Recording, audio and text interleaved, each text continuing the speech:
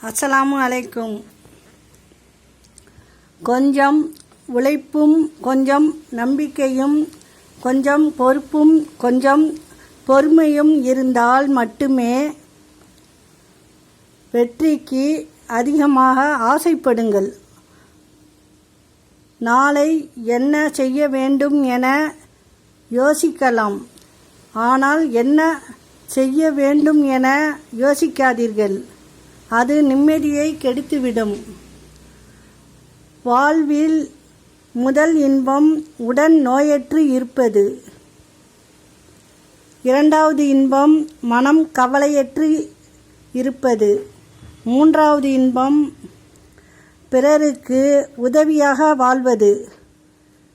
சில சமயங்களில் மலைக்கு ஒதுங்கி நிற்பவர்கள் போல சில மனிதர்களிடம் ஒதுங்கி நிற்பதே சிறந்தது. அமைதியாக இருப்பவர்கள் எல்லோரும் விவரம் தெரிந்தவர்கள் இல்லை, எதற்கும் பயந்தவர்களும் அல்ல, அனுசரிக்க தெரிந்தவர்கள். அஸ்ஸலாமு அலைக்கும்.